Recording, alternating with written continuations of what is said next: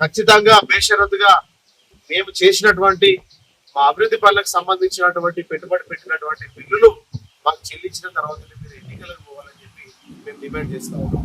ఎందుకంటే మేము అప్పుల భారంతో చతికిలబడి ఉన్నాం. మీరు ఎలక్షన్లు పెట్టిన తర్వాత మళ్ళీ మీరు ఇచ్చే పరిస్థితి కనబడతలేదు. ఎందుకంటే ఆర్థిక పరిస్థితి బాగాలేదని మీరే చెప్తా ఉన్నారు. కాబట్టి మా పేదోళ్ళమైనటువంటి గ్రామ స్థాయిలో ఉన్నటువంటి ఒక మామూలు నాయకులం మేము. మా పుట్టగొట్టద్దు, మా కుటుంబాలను వీధిలో పడేయద్దని చెప్పి మిమ్మల్ని అభ్యర్థిస్తా ఉన్నాం. మరి లేదు కాదు కూడదు అని చెప్పి మీరు చెప్పే ప్రగల్భాలతో మీ ఒంటెత్తు పోకడతో పోయి మా సర్పంచ్ ఎంపీటీసీల బిల్లులు ఇవ్వకపోతే మాత్రం ఖచ్చితంగా సెక్రటరియట్ ముట్టడిస్తామని చెప్పి మేము తెలియజేస్తా ఉన్నాం. గ్రామాలలో అన్ని పార్టీలకు సంబంధించి కాంగ్రెస్ కావచ్చు, బీఆర్ఎస్ కావచ్చు, బీజేపీ పార్టీ కావచ్చు, ఇంకేదైనా ఇతర పార్టీలు కావచ్చు, ప్రతి ఒక్క సర్పంచ్ కూడా ఇవాళ పెట్టుబడులు పెట్టి ఆర్థిక భారంతో ఇబ్బందుల పాలై ఉన్నారు. కాబట్టి మీరు బిల్లులు చెల్లించని ఏడల మాత్రం ఖచ్చితంగా మేము పాదయాత్రల ద్వారా ఉద్యమాన్ని సృష్టిస్తాం.